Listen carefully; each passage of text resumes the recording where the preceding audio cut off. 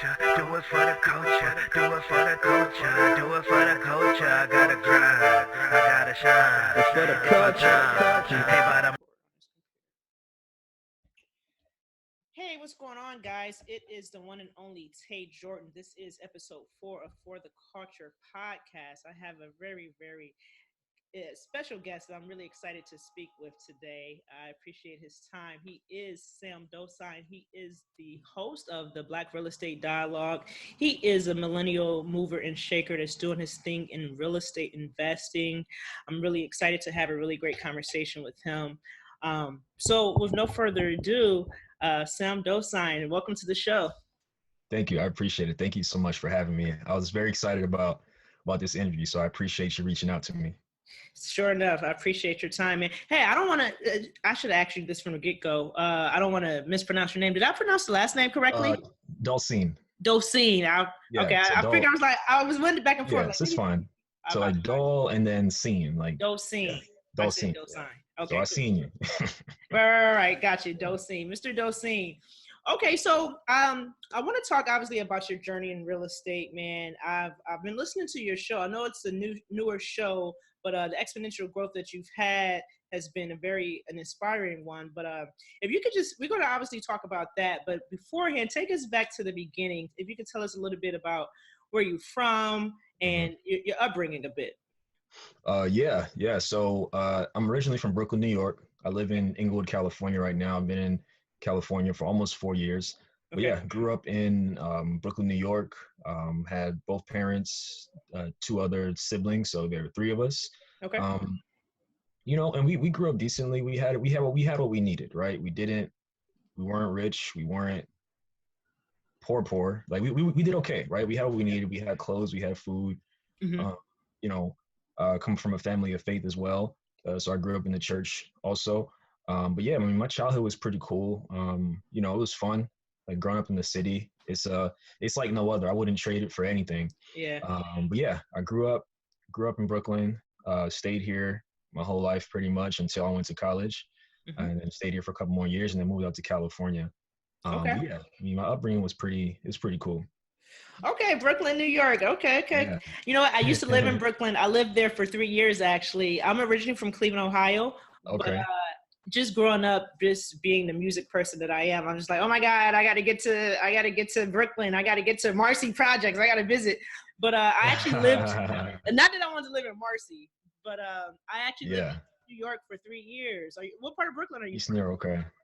I'm from Old Basin, so right near Canarsie. from? So Okay. it's like right on like the borderline of Canarsie, if you will. Yeah, I'm familiar. So I I used guess to it's take like the L train. south. Gotcha. Yeah, I guess it's like South Brooklyn, near like the Belt Parkway and all that. And it's interesting. Kind of reminds me like when we first moved to this neighborhood, it was mostly white. So I Hmm. was probably like 7, 8 years old. But over the years, it's done a switch. Like I Hmm. walk around, I take walks when I'm home, and there's mostly black people really. Like the white people who are there, they are older or they've been around for a while. But yeah, mostly it seemed predominantly black to me. Hmm. It's interesting. The demographic of the area has shifted a lot since I've been here. Yeah, you know what? That's a really good area. I was a real estate agent in Brooklyn, and Nice. oh, that's a really good. Tell your parents never to That's cool. sell, never to sell. Yeah. Okay, cool. So why Cali? I know you said you've been there 4 years now. What brought you to Mhm. Cali? Yeah, that's a good question. So I visited LA for the first time in 2014, and I was visiting a friend who I went to college with who had lived there. And I've been a Lakers fan since I was like 9. So Yes. Uh-huh. LA was always on a bucket list. I never went on a vacation as an adult, so that was my first vacation as an adult, really, just having a job and stuff. And so we went out, we had a great time. And when you travel, sometimes you say, "Oh, I think I want to live here," but you never think it's actually going to happen, right? So, a couple of years passed, and I got a job opportunity out there, and it just came down to I had my list of pros, my list of cons, and Hmm. it just came down to what's the worst that could happen. Hmm. And in my mind, the worst that could happen was that I would hate it or something wouldn't work out, Hmm. and I could just come home. And so I packed a couple of suitcases, and August 22nd of 2016, I head over to to LA, and the rest is history. So been in LA Nice. for almost 4 years, going on 4 years, and it's been ups and downs, but it's been a pretty solid experience so far. I've learned a lot about myself and living on the other side of the country. Yeah, yeah, I bet. Now, was it quite an adjustment for you culturally, even? Oh, without question, it's Yeah. there's LA and New York are not similar at all, and Mm. um, I think the first thing was just kind of figuring out myself socially because I had a friend there. I had four people who I knew from Okay. college who ended up out there somehow, who lived in different parts of the city. So I didn't really even see them that much. Um, Mm. my initial friend who lived out there, we um, we hung out because we were living close at the time in the first place I was living. But then I ended up moving to Inglewood because, I experienced quite a lot of racism in my first where I first lived in California, and Really? yeah, and so I got out of my lease. I just told them I wasn't comfortable living there. I found somebody else, and I moved to Inglewood, and that's kind of when everything got better. Mm. Socially, just meeting the right people, being around people who look like me, and not kind of like feeling isolated. And so I think the last like year, the last 2 years, I say I've been really good socially, and just as far as like opportunities and such, just meeting good people and finding a network of friends. Yeah. But yeah, I mean, it's been overall, it's been a really great experience. I mean, LA is a great city. Yeah. A lot. Okay. So what that first the first area that you lived in? What area was that, if you don't mind me It was asking? called Glendale. Glendale. Okay. Yeah, so it's heavily Armenian, which I didn't know. I Okay. was supposed to move in with one of my friends who was also living out there, but it just didn't work out. Mm. And I was working in downtown LA at the time, so I Hmm. was just looking for something within like 10 miles. And Okay. so, long story short, that was just one of the apartments I found. I didn't have too much time because uh, originally I was in an Airbnb in Pasadena for Hmm. about, I guess, like 3 weeks while looking for an apartment, and my time was coming up there. So look, I got to find something. And so, yeah, I ended up in Glendale. It's a beautiful area. I was, in downtown Glendale. It was a great aesthetically. I mean, it looked great, but I Right. didn't know about the other factors of it, and I didn't, all the experiences I had Hmm. there. I mean, there was no way for me to tell. I mean, I'm not from the city, so I don't know where I'm Yeah. supposed to live at. Right. So yeah, I mean, I was only there for about less than a year. I was there for maybe 4 months, Oh and wow. I Yeah, you moved. got up out of there. I I feel got you up out though. of there real quick. Yeah, yeah, I got up out of there real quick. But it's part of the learning experience, and That's true. hey, You, it happens, right? for sure. You know what? You said something key there, just about it being part of the learning experience. Props to Hmm. you for, just because you had a little bit of adversity when you first got there. You could have easily just caved in. It's like, oh, screw this. I'm going back home. Hmm. LA is racist, but you didn't make that generalization. So much Yeah, respect for you, to you for sure. definitely, definitely. I appreciate that. I Yeah, would have yeah, regretted it if I came back yeah. because that was one of the turning points for me, just being in a Mhm. different part of the city. Yeah. So how's Yeah, living in Inglewood, man? Like, I yeah, mean, not that I live my life through TV, but like, Inglewood is like historic, especially yeah, as for Black people. So, like, just can you just speak a little bit about the culture and yeah. what your experience been like? Oh, Inglewood, I love Inglewood. Inglewood is amazing, and Mhm. one of the big reasons I moved down there. So when I was getting ready to move, I looked at the past census reports. I'm just kind of like a data person, so I Mhm. looked at past census reports and I looked at demographics of different parts of the city, Mhm. and Inglewood wasn't really a place I was looking at necessarily, Okay. but I met a guy. I was out with a friend, and we met these guys. I don't even know where we were, Mhm. and he's like, "Oh yeah, where you live at?" I'm like, "Oh, I live in Glendale." He's like, "Why you live in Glendale? You should move to Inglewood." And Mhm. he's just telling me all about it. And I think I hung out with that guy once more. I never hung out with him again after that other time. And so I spent a whole Sunday just driving around, Mhm. driving on all the streets, all the blocks, in the morning and night. And I'm like, wow, you know what? This feels like home. Like this Yeah. reminds me of kind of like more of what my feel is. And Mhm. so it's been a great experience. We Mhm. have the stadium coming, the Ram Stadium that's Mhm. coming. We have like the train lines that are coming through. There's a lot of new developments and cool restaurants and stuff coming to the city. Mhm. And it's located optimally. It's located fairly close to downtown. It's located close to the airport, close to the beaches. close to the South Bay if you want to drive further south, not far from Long Beach. So I think the location is great. But it's just a cool city to live in. I really like Inglewood, and it gets a bad rap just Mhm. as a lot of areas get because of Sure. media, because of music. Hmm. But it's cool. Yeah.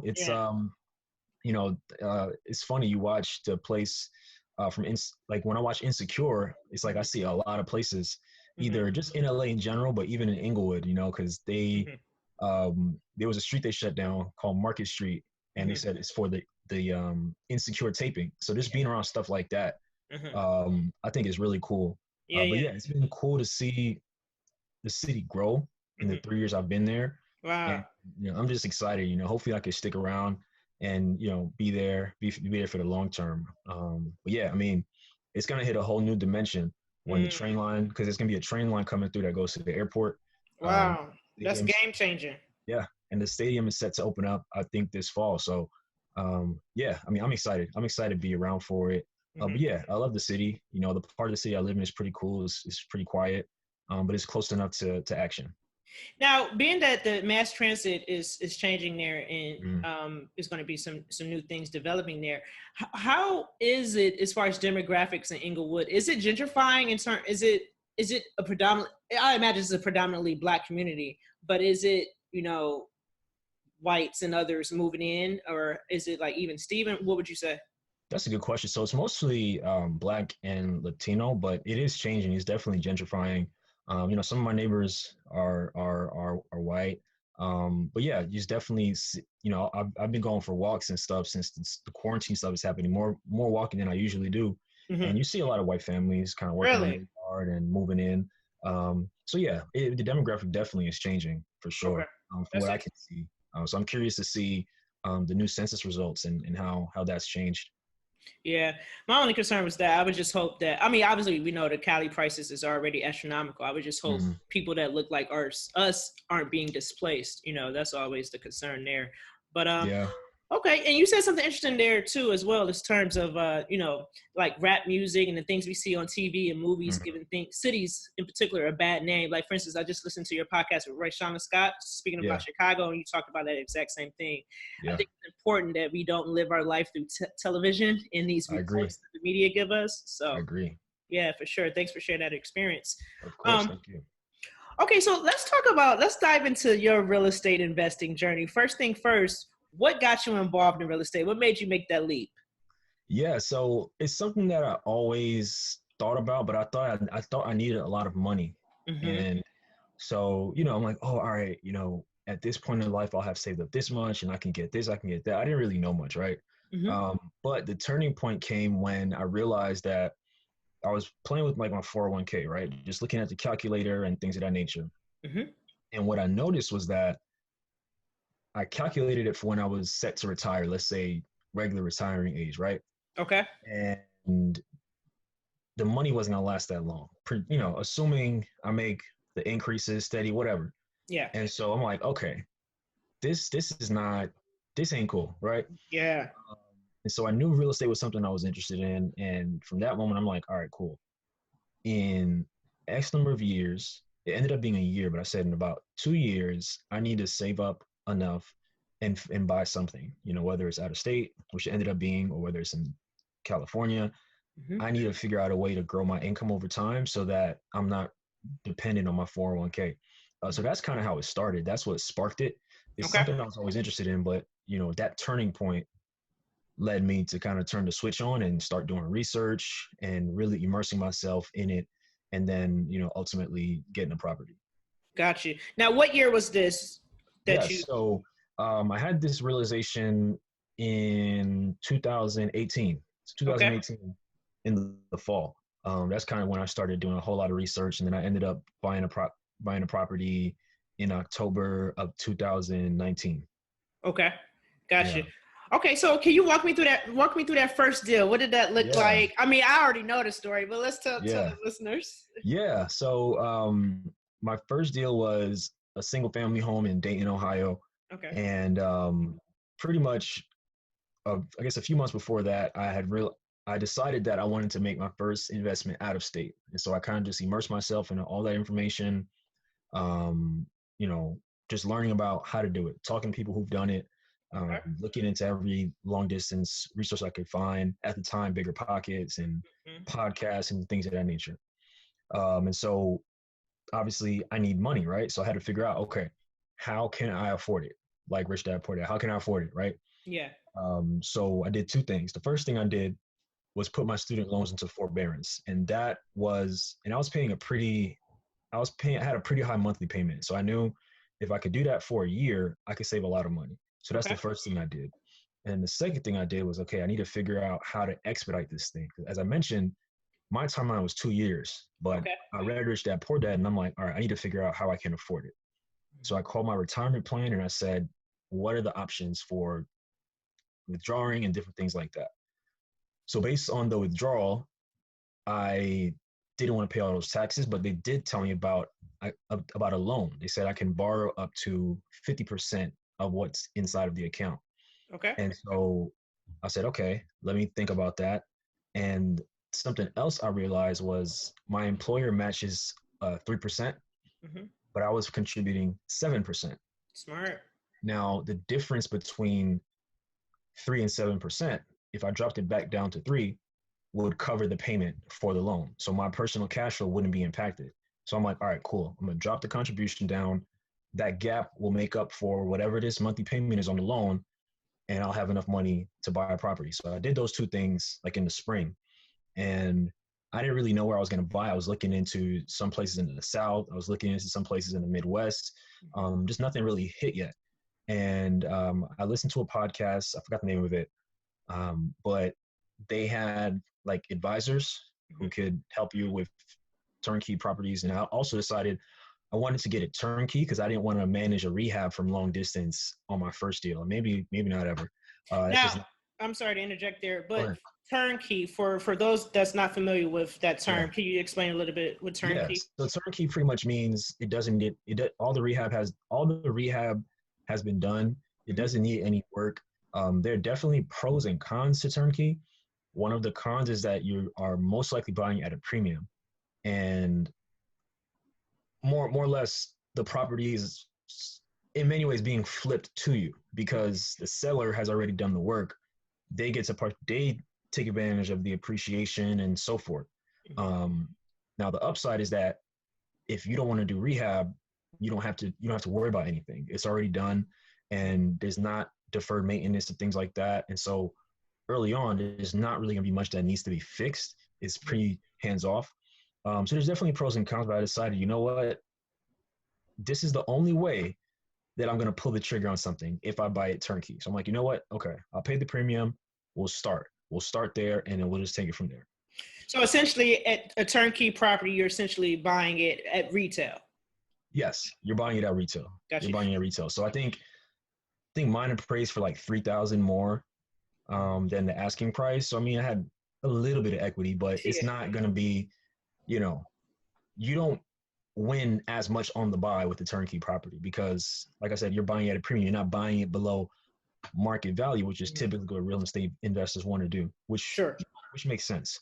Yeah. Um, so yeah, But you didn't have the headache of trying to, you realized that you didn't want to flip this to, so right. you had the luxury of it being, rehabbed already. So you didn't have to deal Yep. with the headache. So I guess for a first Yep. deal, if you had it to do all over again, would you have bought turnkey? I Was it would have enough bought added turnkey. convenience? I Yeah. would have bought turnkey, but I would have gone with because I bought it through a turnkey company, and a turnkey company essentially they buy properties, they rehab them, and they sell them to investors. Hmm. At the time, I knew for a fact that is the only way I was Hmm. gonna feel comfortable getting something out of state, just getting my Okay. skin in the game.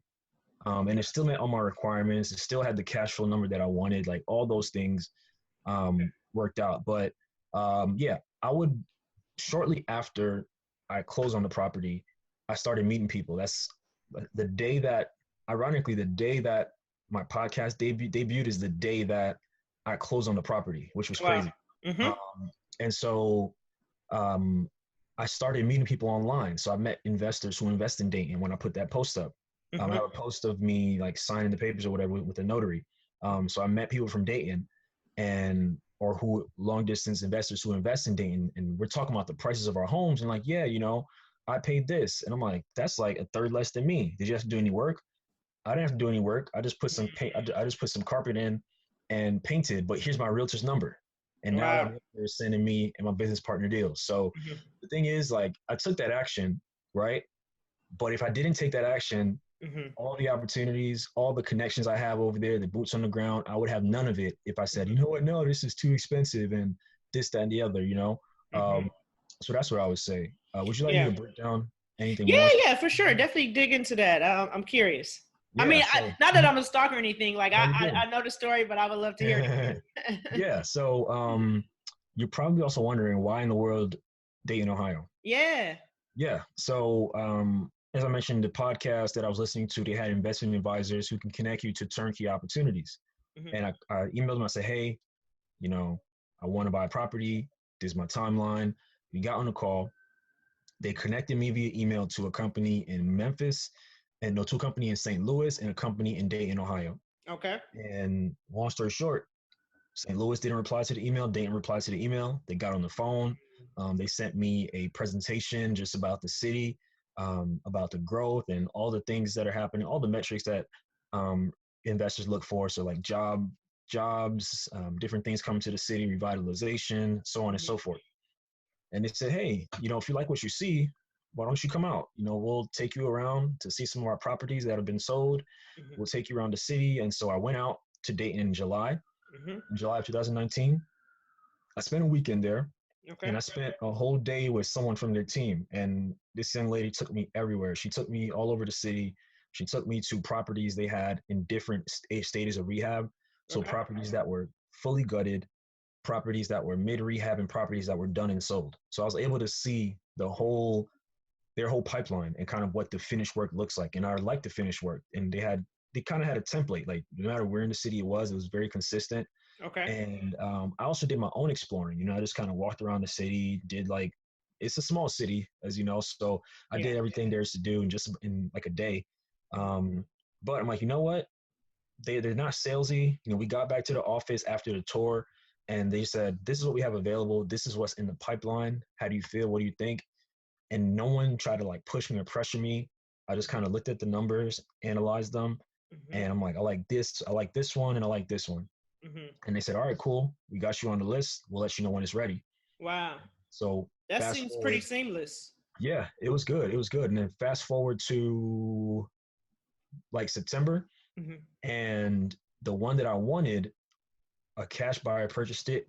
And the second choice, which in hindsight should have been my first choice, was the one that was available. So I got it under contract and we closed in 30 days, which was a marathon. So, you know, I found an inspector from somebody on Bigger Pockets. He Okay. was fantastic. He was like, I called him up recently, like, hey, if I have another deal in the pipeline, I'm calling you up.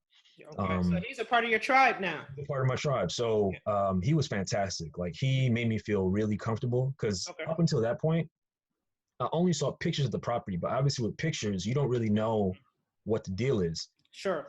With an inspector, for those who are kind of newer to investing, with an inspector, you should know every single thing possible that's wrong with the property.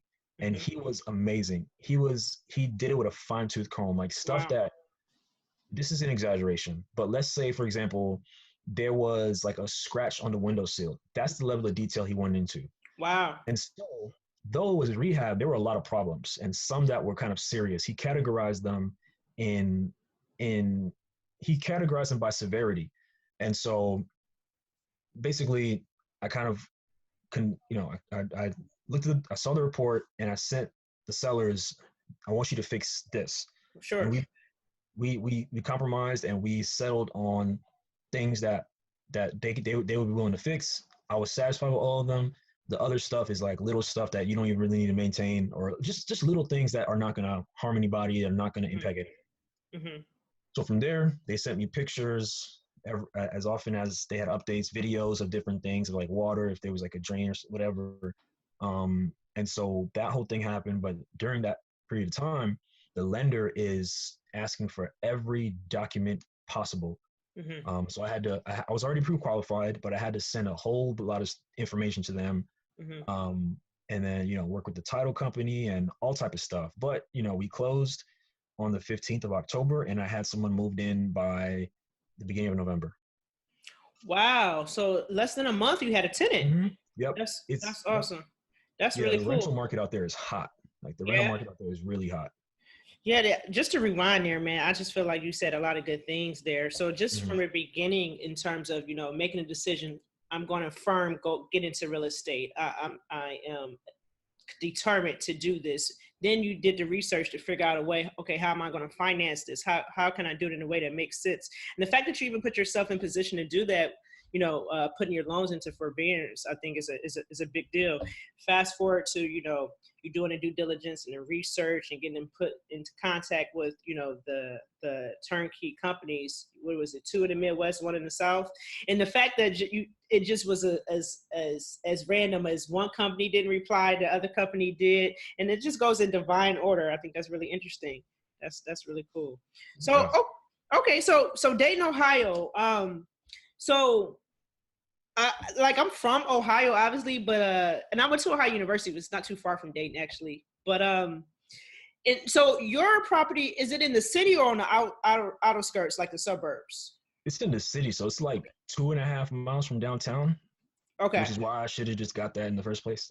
Yeah. So moving forward, do you want to continue to snowball effect and invest in Dayton, or are you going to venture other areas? I would like to. Want me and a friend of mine I grew up with. We formed an LLC to buy property in Dayton. So we've been looking for a while. Okay. Financing has kind of been challenging for us as far as finding lending and stuff. But yeah, I mean, I would like to. I like Dayton. I like the direction the city is going in. But I mean, I'm open to other markets for sure. I'm definitely not tied there. That's interesting. Dayton, my friend, he invested in, was that Trotwood Trotwood, okay, area? yeah, I think that's Yeah. like a little further west, closer to the Okay. west side of the city. Oh, Yeah, and he's been trying to get me down there. So my buy and hold properties are in Cleveland, and I yeah. wholesale in PG County and Baltimore, in Uh-huh. DC, and Cleveland. And I'm just like, I don't know. But listening to your podcast and you was talking about Dayton, I was like, man, my friend been telling me for years to come down to Trotwood, to come down to Dayton, and I just haven't done it. So that's interesting. Um, Definitely. Okay, so I wanted to talk a little bit about, for a lot of people that's, you mentioned that your experience, you thought that you needed a lot of money to invest in real estate. A lot of people feel like, well, another thing, not even just the money, people feel like, oh, well, I don't own my primary residence. Well, let me ask you, do you own your primary residence? No, not So, yet. okay, so I want to talk about that. A lot of people have reservations. They're like, well, I can't invest and then I don't own my primary residence. So can you speak a little bit about that? Yeah. The truth is, you can. You can, right? So, you know, I live in LA, which is expensive, but it's definitely a place I can invest in. I plan to invest. I plan to use like FHA or something. Mm-hmm. Ideally, in the next 12 months to get a multi-unit out here. But Nice. Are I'm you familiar inspired. with Living Rent Free? Oh yeah, that's my guy. Yeah, we're pretty good friends. He was on Okay. my I interviewed him. I don't remember the episode, but yeah, I interviewed him, and yeah, I was actually talking to him last night. Yeah, Oh we talked wow. Okay, about yeah, because up until I don't know if I heard him on your show. It might have was your Mhm. show. I listened to like all your episodes, so it probably more than Thank likely you. was your show. So I just was like, oh my gosh, like he's doing the damn thing. Like I didn't He even think is. that was realistic. Like $800,000 property, 900. Because even when I lived in New York, I'm like those numbers are, you can't even like digest those. But like to Mhm. hear his story and the fact that he's making it happen and he's cash flowing, even, that's a beautiful thing. Yeah, So. yeah. I mean, he's inspired me too, for sure. Like I told him, like I want to buy in LA. I didn't think it was possible, but I've learned a lot more about these down payment assistance programs and just seeing his story and what he did. I told him like, yo, you're inspiring me, and that's my next goal. That's something that I want to do. But yeah, I mean, you can rent and own where someone else lives. That doesn't mean you won't own one day, Right. but people do it all the time. It's kind of just what's best for you at a particular point in time. Mhm. And, that was best for me based on what I knew at that time. And then later on, I learned about ways that I could learn about ways that I can invest in an expensive market like LA, which Okay. I plan to do. So, I think it's part of the journey, right? Like if I didn't making that move opened up the world for me. It opened up everything for me. So, you know, you have to do something Yeah. or you have to do something. If you just sit idle and you don't take action on something, the world won't open up for you. The world is waiting for you, but you have to take some action. So that's what I would say. So I know you mentioned earlier that you kind of thought about going into other avenues, and I hear that all the time. I'm a real estate person. I believe in diversification, of course, but at the end of the Hmm. day, I think real estate is like the best wealth builder. If you don't mind me asking, what was some other things? So you hear so many things. You hear e-commerce, you hear stocks, you hear all this other stuff. What was the other thing that you were thinking about going into? Um, at the time, it was just real estate. Okay. At the time, it was just real estate. I didn't really know much about e-commerce, but I mean, of Okay. course, like I'm in it now. But at the time, like real estate was kind of like the default. That's just kind of what made sense to me. And I've thought about different business ventures in the past, or in the future, like having my own company of some kind. But yeah, at that particular time, it was pretty much real estate. That's what I had in mind. And Okay. my thought was like, all right, eventually I could live off of the cash flow. It can cover my expenses down the road.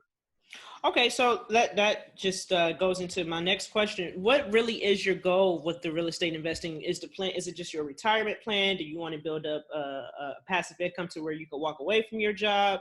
What really is your goal with real estate investing? Yeah, that's a great question. So I definitely, for me, it's like my retirement plan. Mm-hmm. I want to build up enough cash flow to cover my expenses. I don't plan for that to be my only stream, but I plan for it to be a really big stream over time. I kind of see my parents just working hard their whole life, and they don't have much time to enjoy, and they're getting older, and I'm just thinking about the life that I want.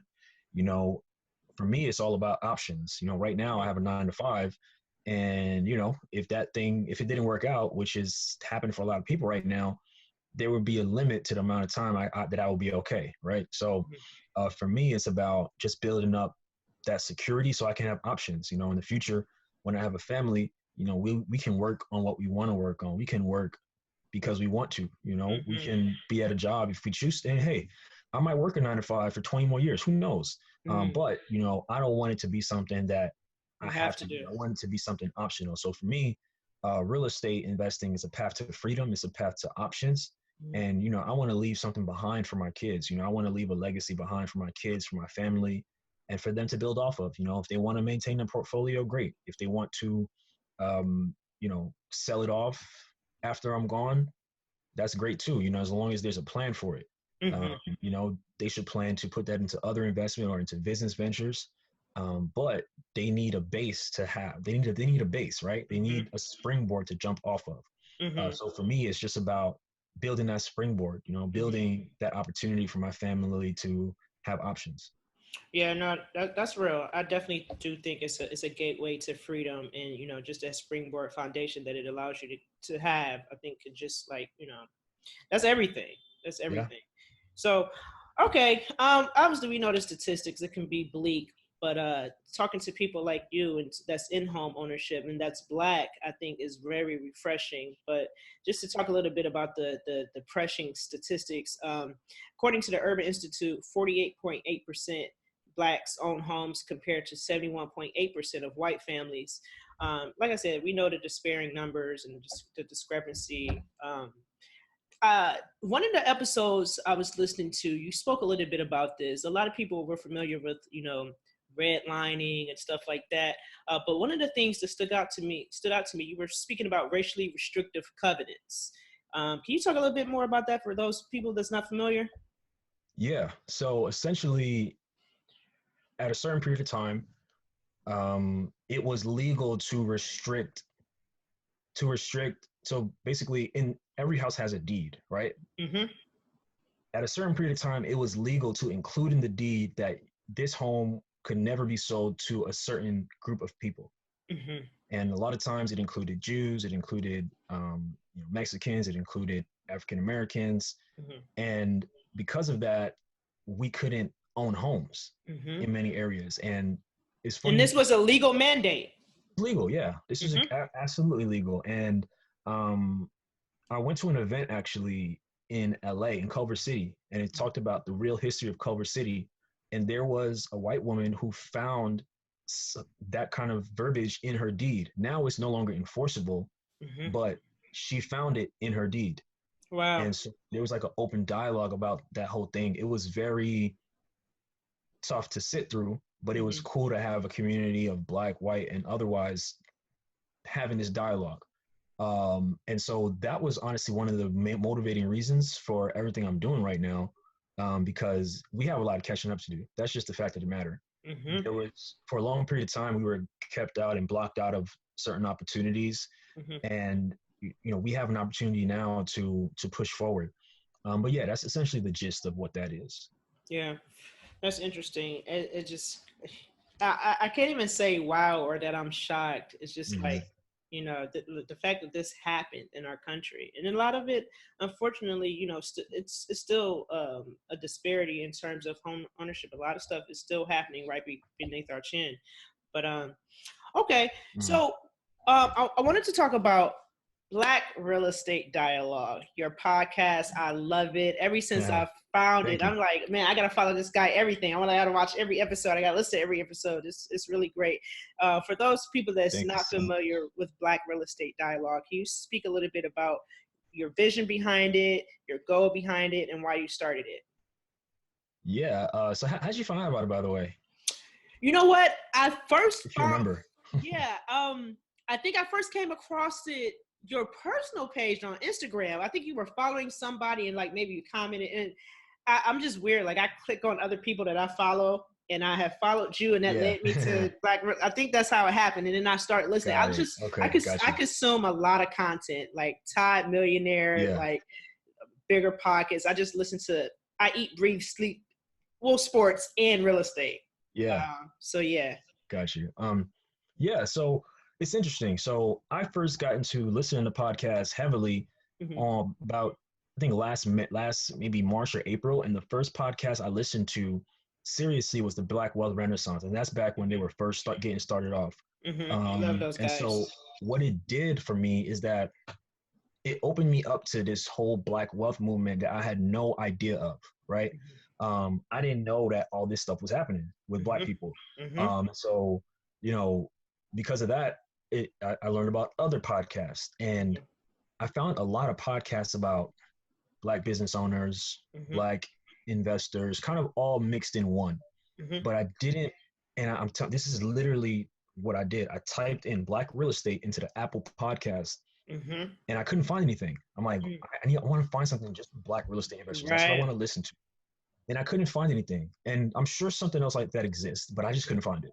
Hmm. So I was on my friend's couch, the guy who made my logo and designed the book cover and all that stuff. I was sitting on his couch and I said, hey, man, what if I created a podcast about Black real estate investors? He didn't have any context, he didn't know anything. And he said, do it. And Hmm. I said, okay. So, we started going back, we Yeah. started going back and forth on a logo. And, you know, Hmm. we started going back and forth on the logo. And I set a date. I said, all right, cool. I'm going to open it. I'm going to launch it on Columbus Day. I'm going to launch the Instagram page on September 14th. I don't know how I'm going to find guests. I don't know how I'm going to do anything, Hmm. but I'm going to do it. This is a passion I have, and I'm just going to make it happen. Yeah. And so, yeah, it kind of just went from there. And Hmm. that was the purpose behind it. I didn't, I just spent hours researching and figuring out, what the what the best thing was. Hmm. And, eventually I found out, I found a guest, and, initially I thought hopefully the people who I know will listen to it, and Hmm. it's a way for me to document. It's a way for me to document my journey. It's a way for me to talk about journeys of other investors, and so that's kind of the reason that I started it. Okay.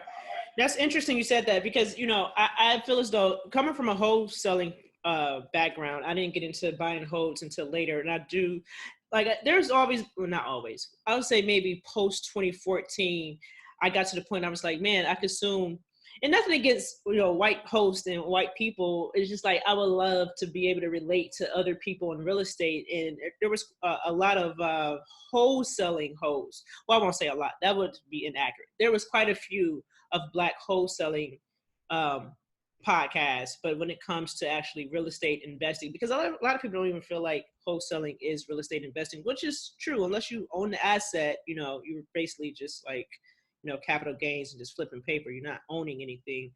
So I think it's important that we do have a podcast like yours for that normalizes not just Black wealth, but like normalizes home ownership. I think that's key. So thank you for that. You're definitely filling that void. For sure. For sure. I appreciate it. Yeah. Um. Okay. So what for those people that's listening, they may have a 9 to 5 job, and for them, like they didn't think it was realistic, or it's like, oh, I need to have $1 million, or I'm not rich.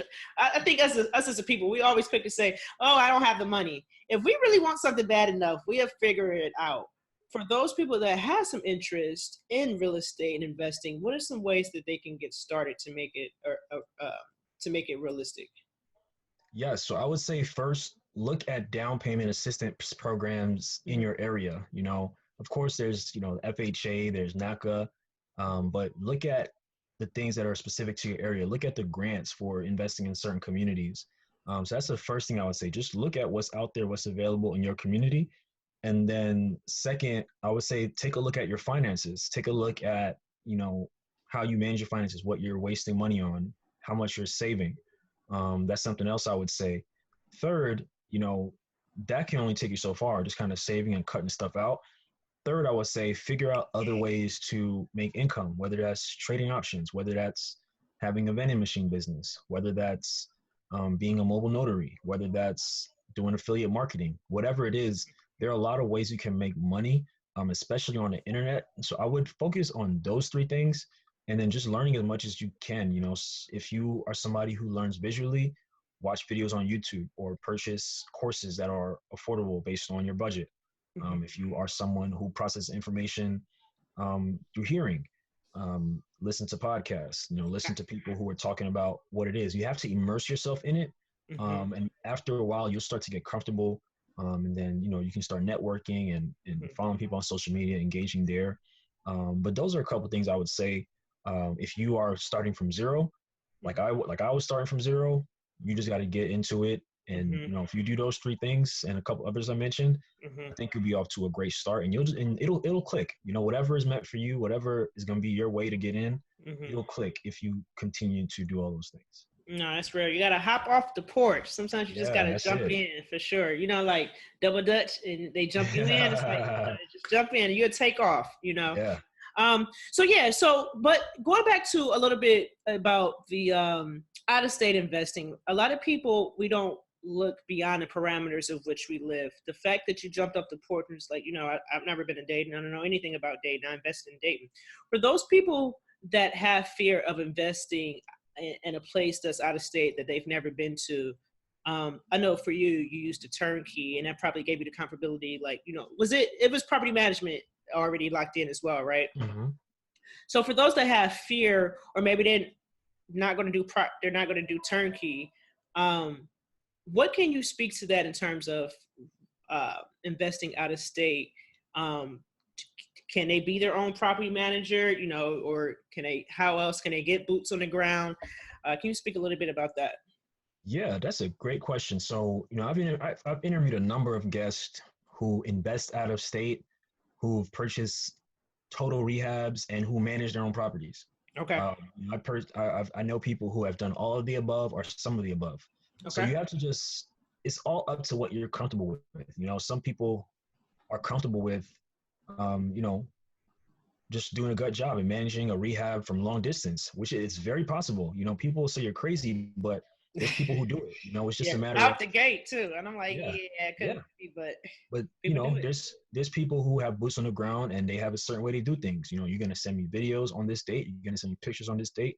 I have an alarm system on and I have videos in the house, so I know what's going on. So there's ways you can do it. And, and you can also be your own property manager. I know one guy who I actually did an episode with. He has a house in Dayton.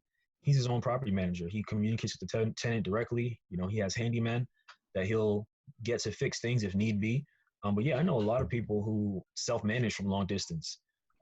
So it's really just a matter of what you're comfortable with. If you don't want to talk to the tenant or handle the screening or any of that stuff, you can hire a property management company. Okay. And, they typically take 8 to 10% of the gross rent, but they process the transaction, they process the payments, they send you the money Hmm. between a certain date range.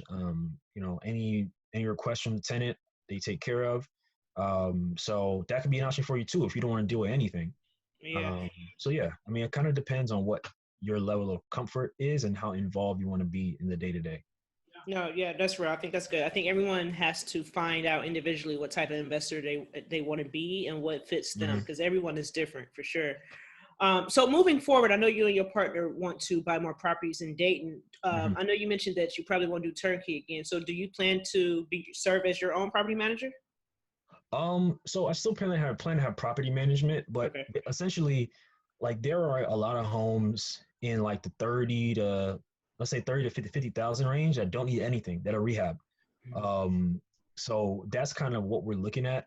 Okay. So the first property I got on my own, and then there's somebody I grew up with, and he saw what I was doing, and he said, hey, I want to invest with you. Yeah. And so that's what I lost the question. What was the question? Well, I was just asking, do moving forward, are you guys going to be your own Oh, got property it. management? Yeah, so I still plan to have property management. Okay. There's some times where I'm like, you know what, maybe I might do it on my own or something, but I'm like, I don't mind paying a property manager. Which is I just generally, what do you pay? Is it 12%? so usually 8 to 10% of the gross Okay. rent. So if let's say the rent is 900, they'll take $90 a month. Hmm. But they do all the work, and hopefully nothing breaks, because that's when, like, they make their money on volume and repairs. Okay. So property management companies, they're going to try to get as many properties under their belt. Hmm. And then also, there's a markup for repairs, right? There's labor costs and things of that nature. Hmm. So that's really where they make their money. Hmm. But if you have a property that doesn't need much and it's in good condition, Hmm. you're really not going to talk to them much. Like, I don't talk to my property manager much. There's a couple of accounting errors that were made, like money was off by a little bit here or there, but they always fixed it. They're always on top of it. But they over communicate, which is good. But I really don't talk to them. The money Wow, is so coming in, that and sounds really that's seamless, it. and just that's mailbox money right there. Yeah. I mean, it's been a great experience. It comes out. I usually get it on or around a certain day. The mortgage is taken out on a certain day, and that's pretty much it. And they sent my tax forms, and I mean, it's really hands off at this point. Yeah. So hopefully things continue to stay that way. And the tenant, as far as I know, they're working, they're good, they're paying. So yeah, I mean, it's pretty seamless right now. Nice, nice. Moving forward, would it be strictly rentals, or are you going to get involved in flipping? Strictly rentals. Yeah, I'm not really interested in flipping. Okay. If I did, I would probably be, you know, down the road, I'll be like on the lending side. So I might, invest into a project, get a return back. But as far as like organizing my own flip, I'm not interested in that. I'm interested in the lazy money. Okay. No, I feel you. I'm interested in the mailbox money. That's just Yeah. me. Yeah. Yeah. Yeah. But flipping is great. Like, I've had, I know people who do both, who have a deal funnel and they figure out what to do with it. They might wholesale it, or they might flip it, or they might keep it. I'm not at that point yet where I have Yeah. Yeah. a deal pipeline where that presents me different options, but maybe one day I'll be in that position. Yeah, for sure. All you gotta do is claim it. I know you're gonna Yeah. put it to action. You make it happen. Okay, so we coming up on just under an hour here. Wow. See, when I get to talking, man, I could just be rambling. I'm I sorry. know, right? No, you're Um, good. This time is passing by pretty slow. yeah. So okay, so tell me what you got going on. I know you just launched your ebook, so plug your stuff, man. What you got? What you into? Yeah, so a couple of days ago, I launched the pre-order of my ebook and webinar. It's called How to Create a Successful Podcast on a Budget with No Experience. Mhm. And the reason that I created those products is because it took me so long to figure out what I was doing, and it was rough in the beginning, right? I was putting stuff out and I just didn't really know. I didn't know how to upload my stuff anywhere. There's a period of time when it was just on SoundCloud because I was still trying to figure out how to get it on other places. And it was a struggle in the beginning. But so, and I've achieved some level of success. And so for me is I want to help other people. I want to help people. I want to help people start their podcast. So the ebook is kind of the what, it's everything I did A through Z to get to where I am today. And also it includes a lot of resources that someone could use to get off to a better start than me. And the webinar is the how I implement things, how I reach out to guests, how I, create content to plug sales and things of that nature, how I organize myself and how you can organize, how a podcaster can organize themselves. So for me, it's just kind of a guide. It's a way to help other creators. And that's really something that I'm passionate about. I feel like there are people who want to hear what you have to say. A podcast is a legacy. There are people who will hear it years down the line. It'll outlive you. When we're not on the earth anymore, our podcast will still be here. People can listen to our voice. And Yeah. it's almost like music. You never know what's gonna hit in the future, right? That's true. So Joe Rogan just cut a deal with Spotify, and they're gonna house 11 years worth of his podcast for like I think $100 million or whatever it Yeah, is. 200 $200 M's. It's Yeah. crazy. So that just goes to show you, like, you never know. I mean, you just never know what kind of opportunities will open up. And for me, it's opened up a whole world to me. It's opened up a nationwide network to me. It's opened up so many opportunities that I didn't even consider and didn't even know were possible before I started the podcast. So it's a feeling that I want others to feel. And sometimes we don't do things because we don't know how. We don't have a guide. We don't have a resource. And so that's what I want this to serve as. And for me, making sales is great, but my success will come from having other creators come out of this product. Yeah. So that's the whole idea and reasoning behind it. That's great, man. Congrats on that. Like I Thank said, you. you was inspired because I started after you, obviously, and then I was just like, man, this guy is just inspirational. Like, look at the success he's having already. So it just goes to show you, and I feel like you're filling a void, even with the ebook and the e-course. I just feel as though, the fact that you're taking upon yourself to help those that have the same interest or want to get involved as well or start their own podcast. I think that's really cool, man. For sure. Okay. So where can people find you at? Yeah. So on Instagram, you can find me at Black Real Estate Dialogue. On Twitter, at Bread Podcast, at BRED Podcast. Other than that, you can email me if you want, BREDialogue@gmail.com. Those are the best ways to reach me. Be more than happy to talk to anybody or answer any questions. But yeah, I'm not Hollywood. I still That's a fact. That you're a real Okay. one for sure, man. Hey, man. Hey, maybe sometime down the line we're gonna have to collab. Maybe I bring my butt down to date, and then we can do some Hey, collaboration for sure. let me know. All right, cool. Any last words? Here we go. Wrap up here. Well, I would just say if there's something you want to do, just take action. There's only so much research you can do. Um, Experience is usually the best teacher. So do the best you can, whether you want to invest, if you want to start a podcast, if you want to start a business, if you want to look for a new job, whatever it is in life, if you want to learn a new skill, um, at some point you're going to have to take action. You don't want to be one of those people who are just sitting on the sideline for years and years talking about, I need this, I need that. There are a lot of people who won't put a product out unless it's perfect. If you look at my post, if you hear my podcast early on, it's drastically different. It's gotten better over time. But you get better by doing stuff and not just sitting on the sidelines and being scared to put stuff out. So I would just implore everybody to just get out there. You never know what'll happen. Don't worry about what people have to say. They won't understand, but you'll find people who do understand. So that'll be my last words for everybody. Oh, that's golden. That's real. It'll be people that do understand. That's so true. You just got to get to your niche market and people that's receptive to it. You know what I'm saying? Because there are people they exist. They do exist. I'm a living witness. Yeah. That's real. Oh, before we leave though, of course. you had a promo code, right? For your ebook and e-course. Yes. So I'm gonna just put that in the show notes for our listeners. Cool. So we can make that happen. And I appreciate you for that, man.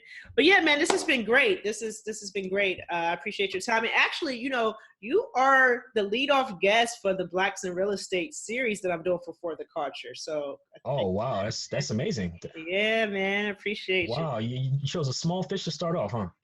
Stop it. Yeah, man, you good. Okay, cool. So we're gonna wrap up here, man. I appreciate your time. And he is Sam Dolcine. I said it right. Right? Sam Dolcine. Yes, you did. Cool. And I am TayJordan. This is episode 4 of For the Culture podcast. Thanks for listening. All right. Culture, do it for the culture, do it for the culture, do it for the culture. I gotta grind, I gotta gotta shine. It's for the culture. Hey, but I'm